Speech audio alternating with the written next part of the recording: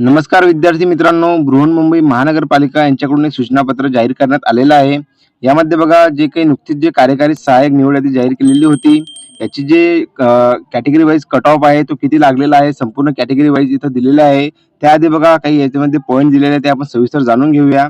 तर बघा सदर परीक्षेमध्ये उत्तीर्ण झालेल्या उमेदवारांची निवडीची निकषानुसार सामायिक गुणवत्ता यादी, उमेदवारांची शैक्षणिक प्रमाणपत्रे व इतर कागदपत्रे पडताळणी सापेक्ष एकूण 1825 उमेदवारांची तात्पुरती सामायिक निवड यादी तसेच प्रवर्ग निहाय तात्पुरती निवड याद्या सूचनापत्र क्रमांक जो की तुम्हाला इथे दिसून येणार आहे अन्वये प्रसिद्ध करण्यात आलेले आहेत. बघा टोटल जी जागा होत्या की 1846 त्यामध्ये बघा तुम्हाला फक्त 1825 कॅन्डिडेट जे आहे म्हणजे की त्यांची तात्पुरती निवड यादी लावण्यात आलेली होती. आता जे बाकीचे जागा होतात की 21 उमेदवार जे आहे म्हणजे की बघा अनुसूचित जमातीचे माजी सैनिक आरक्षण अंतर्गत 21 उमेदवार गुणवत्ता यादीमध्ये उपलब्ध न झाल्याने सदर पदे शासन निर्णयानुसार सध्या स्थितीमध्ये रिक्त ठेवण्यात आलेली आहे. तर बघा जे 21 उमेदवार आहे ते गुणवत्ता यादीमध्ये म्हणजे बघा की अनुसूचित जमातीचे जे माजी सैनिक आहे आरक्षणाअंतर्गत त्यांची जे जागा आहे ते खाली भरल्या म्हणजे की खाली आहे यादीमध्ये उपलब्ध न झाल्याने त्याच्यामुळे ती जी जागा आहे ती रिक्त ठेवण्यात आलेली आहे. त्यामध्ये क्लिअरली आहे ते सांगितलेलं आहे. सदर तात्पुरत्या निवड यादीच्या अनुषंगाने कट ऑफ मार्कची यादी समांतर आरक्षणाकरिता उपयोगामध्ये आणण्यात आलेल्या ॲब्रिव्हिएशन सह प्रसिद्ध करण्यात येत आहेत. यामध्ये क्लिअरली इथं दिलेलं आहे. जे की तुम्हाला इथं कट ऑफ जे आहे तुम्हाला दिसून येणार आहे. खाली संपूर्ण जी कॅटेगरी वाईज तुम्हाला इथं कट ऑफ दाखवला गेलेला आहे. सर्वात आधी जर बघितलं तुम्ही तर खुला ओपन म्हणजे की बघा ओपन कॅटेगरीचा जो आहे तुम्हाला इथं कट ऑफ जे आहे तुम्हाला दिसून येणार आहे. सर्वसाधारण म्हणजे की बघा जनरल कॅटेगरीचा जो कट ऑफ आहे तुम्हाला 184.34 आणि हा जो कट ऑफ आहे तुम्हाला नॉर्मलायझेशन करून दिलेला आहे एवढं तुम्ही लक्षात घ्या. त्यानंतर बघा महिला सर्वसाधारण जर बघितलं तुम्ही तर 175.64 एवढा तुम्हाला महिला कट ऑफ दिसून येणार आहे, जे की जनरल कॅटेगरीचा दिसणार आहे. त्यानंतर बघा माजी सैनिक जर बघितलं तुम्ही एक सर्व्हिसमॅन 127 लागलेला आहे, प्रकल्पग्रस्त 146, भूकंपग्रस्त 171, खेळाडूचा स्पोर्ट्स पर्सन जर बघितलं 163 एवढा लागलेला आहे. त्यानंतर बघा अंशकालीन पदवीधर म्हणजे की सुशिक्षित बेरोजगार जर बघितलं तर सर्वात कमी तुम्हाला इथं दिसून येणार आहे 123.70 आणि दिव्यांग जर बघितलं तुम्ही तर बघा ओपनच्या बराबरीत म्हणजे की जनरल कॅटेगरीच्या बराबरीत तुम्हाला कट ऑफ दिसून येणार आहे दिव्यांगचा. आता बघा जर नॉर्मलायझेशन सिस्टम जर बघितली आपण बृहन्मुंबई महानगरपालिका कार्यकारी सहाय्यक म्हणजे की क्लर्कची जे पद भरती झालेली होती त्यानंतर नॉर्मलायझेशन जे निवड करण्यात आलेली आहे यामध्ये बघा खूप विद्यार्थ्यांचे 20-30 मार्क्स जे वाढलेले आहेत म्हणून काही विद्यार्थ्यांचे ज्यांचं सिलेक्शन व्हायला पाहिजे त्यांचे जे मार्क्स आहेत ते कमी करण्यात आलेले आहे आणि अपेक्षित पेक्षा पण जास्त पण मार्क नॉर्मलायझेशन मध्ये वाढलेले आहेत. सर्वांनी बघितलं असेलच. त्यासोबत बघा दिव्यांग ब मध्ये बघा 158.41, दिव्यांग क मध्ये 172.37 आणि दिव्यांग ड ई मध्ये 156.24. त्यानंतर बघा अनाथ संस्थात्मक मध्ये 131.75 एवढा तुम्हाला कट ऑफ दिसून येणार आहे. त्यानंतर बघा एससी कॅटेगरी मध्ये जर बघितलं तुम्ही सर्वसाधारण मध्ये किती 177.36 एवढा तुम्हाला कट ऑफ दिसणार आहे. महिलामध्ये जर बघितलं तुम्ही 167.99, माजी सैनिक मध्ये 116, प्रकल्पग्रस्त मध्ये 130, त्यानंतर बघा खेळाडू मध्ये 148, भूकंपग्रस्त मध्ये 152.49 तुम्हाला अशा प्रकारे जो एससी कॅटेगरीचा कट ऑफ दिसून येणार आहे. तुम्ही संपूर्ण जी माहिती आहे मी माझ्या टेलिग्राम चॅनलवरती दिलेली आहे त्यावरती तुम्ही बघू शकता. आणि अनुसूचित जमाती जर बघितलं आपण एसटी कॅटेगरी तर सर्वसाधारणचा कट ऑफ तुम्हाला 165 दिसून येणार आहे. महिलाचा 160, नंतर माजी सैनिकचा 97, प्रकल्पग्रस्तचा 119, भूकंपग्रस्तचा 111, खेळाडूचा 136 आणि अंशकालीन पदवीधर सुशिक्षित बेरोजगारचा तुम्हाला 91.63 एवढा दिसून येणार आहे. त्यामध्ये बघा एसटी मध्ये जर बघितलं तुम्ही दिव्यांग एचा तुम्हाला कट ऑफ बघा 181.40 म्हणजे बघा किती हाय कट ऑफ तुम्हाला दिसून येणार आहे दिव्यांगचा जो की तुम्ही अनुसूचित जमातीसाठी दाखवला गेलेला आहे. त्यानंतर बघा व्हीजे ए साठी जर बघितलं तुम्ही सर्वसाधारणचा कट ऑफ तुम्हाला 179.45, महिलाचा जर बघितलं 167.88 तुम्हाला एवढा कट ऑफ दिसून येणार आहे. त्यानंतर बघा एनटीबी कॅटेगरीसाठी जर बघितलं तुम्ही तर सर्वसाधारणचा जो कट ऑफ आहे 175.64, महिलाचा 165.70 जे की तुम्हाला म्हणजे लगभग तुम्हाला सर्व कॅटेगरीचा काही 1-2 मार्काने सारखा दिसणार आहे. त्यानंतर बघा एनटीसी या कॅटेगरीचा जर बघितला आपण तर सर्वसाधारण मध्ये बघा जनरल कॅटेगरी 181.86, महिलाचा 172.11, त्यानंतर बघा माजी सैनिकचा 139.50, प्रकल्पग्रस्तचा 136.41, भूकंपग्रस्तचा जर बघा 167.91, खेळाडूचा 145.77 अशा प्रकारे तुम्हाला बघा तुम्हाला एनटीसी कॅटेगरीचा कट ऑफ दिसून येणार आहे. त्यानंतर बघा एनटीडीचा जर कट ऑफ बघितला तुम्ही सर्वसाधारण मध्ये तर 181.51, महिलाचा 169.84, माजी सैनिकचा 141.77, प्रकल्पग्रस्ताचा 135.88 अशा प्रकारे तुम्हाला एनटीडी कॅटेगरीचा कट ऑफ दिसून येणार आहे. त्यानंतर बघा एसबीसीचा जर कट ऑफ बघितला तर बघा सर्वसाधारण मध्ये जनरल कॅटेगरीचा 170.13, महिलाचा 167.21, माजी सैनिक मध्ये जर बघितलं 102.81, प्रकल्पग्रस्त 139.76, भूकंपग्रस्त 169.89, त्यानंतर बघा दिव्यांगाचा यामध्ये तुम्हाला कट ऑफ दिसून येणार नाही. त्यानंतर बघा सर्वसाधारणतः जर ओबीसी कॅटेगरीचा बघितला तर ओबीसी कॅटेगरीचा बघा 178.03, महिलाचा 167.88, माजी सैनिकचा 128.90, 123 जे 46 प्रकल्पग्रस्त लागलेला आहे. अशा प्रकारे तुम्हाला ओबीसी कॅटेगरीचा कट ऑफ दिसून येणार आहे.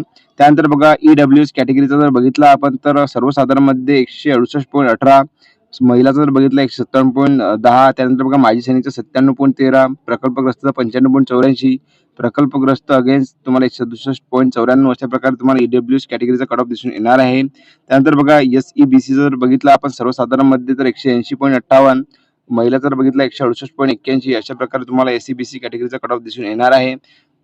त्यानंतर बघा तुम्हाला समांतर आरक्षणाबद्दल इथं माहिती दिलेली आहे, की दिव्यांग अ मध्ये बघा 181.37, दिव्यांग ब मध्ये 156, दिव्यांग क मध्ये 172, अशा प्रकारे समांतर आरक्षणाद्वारा जे तुम्हाला कट ऑफ दिसून येणार आहे.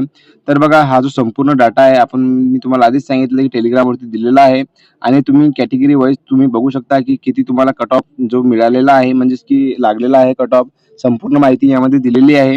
आता बघा नॉर्मलायझेशन सिस्टममध्ये खूप विद्यार्थ्यांचे नुकसान पण झालेले आहे आणि भरपूर विद्यार्थ्यांचा फायदा पण झालेला आहे. कारण की बघा नॉर्मलायझेशनमध्ये खूप मार्क्स जे आहे ते वाढलेले आहे. नॉर्मलायझेशन सिस्टम कशाप्रकारे झाली ते कुणालाच कळले नाही. कारण की बघा भरपूर विद्यार्थ्यांचे म्हणणं आहे, की एवढे मार्क्स वाढूच शकत नाही. म्हणून भरपूर विद्यार्थी यावरती नाराज पण आहेत. आता बघा ज्या विद्यार्थ्यांचे सिलेक्शन झालेले आहे त्यांच्यासाठी जे निवड यादीमध्ये जर बघा डॉक्युमेंट कोणते न्यायचे असतात आणि जे वेटिंग लिस्ट लागणार आहे ते वेटिंग लिस्ट खूप महत्त्वाची असणार आहे. बघा जेवढे कॅन्डिडेट जे आहे म्हणजे 1825 कॅन्डिडेट जर बघितलं आपण तर निवड यादीसाठी झालेले आहेत. पण बघा याची वेटिंग लिस्ट पण लागणार आहे आणि वेटिंग लिस्टमध्ये बघा खूप विद्यार्थी जे बोलवण्यात येणार आहे. कारण की बघा जेव्हा निवड प्रक्रियेसाठी बोलवण्यात येते तेव्हा काही विद्यार्थ्यांचे फ्रॉड म्हणजेच की आजकाल जर बघितलं आपण सर्वसेवा भरतीसाठी खूप विद्यार्थी पैसे देऊन जे आहे फर्जी डॉक्युमेंट तयार करतात आणि जे आहे नोकरीसाठी तयार होतात. म्हणून जे विद्यार्थी जे समजा वेटिंग लिस्टमध्ये लागतील त्यांच्यासाठी सुवर्ण संधी तर आहेच. कारण की बघा निवड यादीद्वारे जे आहे तुम्हाला खूप विद्यार्थी जे डॉक्युमेंटमध्ये करताना दिसतील. म्हणून वेटिंग लिस्ट जे आहे त्यामध्ये तुमचं नाव असू शकते आणि आता वेटिंग लिस्टबद्दल जे अपडेट आहे मी तुम्हाला देणारच आहे. त्याआधी बघा जे विद्यार्थी निवड यादीसाठी सिलेक्ट झालेले आहेत त्यांच्यासाठी महत्त्वाचे डॉक्युमेंट कोणते राहतील ते मी सांगतो तुम्हाला. तर चला तर बघा ज्या कोणी विद्यार्थ्यांची सिलेक्शन झालेले आहे निवड यादीमध्ये त्यांच्यासाठी जर डॉक्युमेंट व्हेरिफिकेशनसाठी बोलवण्यात येणार आहे त्यांना डॉक्युमेंट कोणकोणचे लागतील तर बघा उमेदवाराने अर्जासोबत खाली नमूद केलेली शैक्षणिक व्यावसायिक प्रमाणपत्रे व इतर कागदपत्रे अपलोड करणे आवश्यक आहे. तसेच सदर प्रमाणपत्रे व कागदपत्रांच्या मूळ प्रती तसेच त्यांच्या साक्षांकित प्रती नियुक्तीपूर्वी तपासणीकरिता सादर करणे आवश्यक आहे. जे की तुम्हाला इथे दिलेले आहे की उमेदवाराने शाळा सोडल्या दाखला इथे लागणार आहे, जन्म दाखला, त्यानंतर बघा अधिवास प्रमाणपत्र, अर्हतेमध्ये नमूद केलेले 20 शैक्षणिक अर्हतेबाबतची गुणपत्रिके व प्रमाणपत्रे.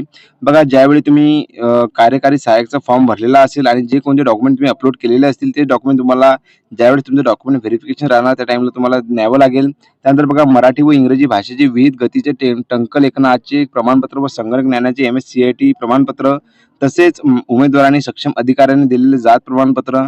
तर बघा ज्या कोणी विद्यार्थ्यांनी मराठी व इंग्रजी या दोन्ही भाषेचे तुम्हाला टंकलेखन म्हणजे की याचे जे प्रमाणपत्र लागतील त्यासोबत बघा संगणक ज्ञानाचे MS-CIT प्रमाणपत्र तुम्हाला लागणार आहे आणि मागासवर्गीय उमेदवारांनी जात प्रमाणपत्र, जात वैधता प्रमाणपत्र म्हणजेच की कास्ट सर्टिफिकेट, कास्ट व्हॅलिडिटी आणि अनुसूचित जाती व अनुसूचित जमाती प्रवर्ग वगळता इतर मागास प्रवर्गासाठी उन्नत व प्रगत गटात मोडत नसल्याबाबतचे नवीनतम प्रमाणपत्र. आता बघा जे कोणी कॅन्डिडेट अनुसूचित जाती व जमातीचे सोडून जे असतील त्यांच्यासाठी जर बघा तर उन्नत व प्रगत गटात मोडत नसल्याबाबतचे नवीनतम प्रमाणपत्र तुम्हाला सादर करायचं आहे. अशा प्रकारे नमूद सर्व कागदपत्रांच्या मूळ प्रती व साक्षांकित प्रती तसेच उमेदवारांची समांतर आरक्षणाअंतर्गत निवड झाली असल्यास शासन निर्णयानुसार विहित प्रमाणपत्राच्या साक्षांकित प्रती सादर करणे आवश्यक असेल. आता बघा ज्या कोणी उमेदवारांची समांतर आरक्षणानंतर निवड झालेली असेल त्यांच्यासाठी हे संपूर्ण जे तुम्हाला इथे माहिती दिलेली आहे साक्षांकित प्रती तुम्हाला इथं द्यायची आहे आणि ही जी संपूर्ण डॉक्युमेंट तुम्हाला जर तुम्ही काढलेले नसतील तर काढून घ्या जेणेकरून तुम्हाला डॉक्युमेंट व्हेरिफिकेशनमध्ये काही प्रॉब्लेम होणार नाही.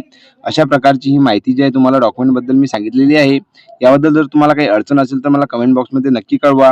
आणि बघा ज्या कोणी विद्यार्थ्यांनी जर डॉक्युमेंट टायमेज म्हणजे वेळेच्या आत जर तुम्ही जर बृहन्मुंबई महानगरपालिकेच्या ऑफिसला दिलेलं नाही तर बघा तुम्ही रिजेक्ट पण होऊ शकते. एवढं तुम्ही लक्षात घ्या. म्हणून वेळ खूप कमी आहे. डॉक्युमेंट व्हेरिफिकेशनसाठी तुम्हाला केव्हा पण बोलवल्या जाणार आहे. म्हणजेच की या हप्त्यामध्ये किंवा पुढच्या हप्त्यामध्ये तुम्हाला डॉक्युमेंट व्हेरिफिकेशनची जी डेट आहे तुम्हाला जाहीर करण्यात येणार आहे. जे की ऑफिशियल वेबसाईट राहते BMCची.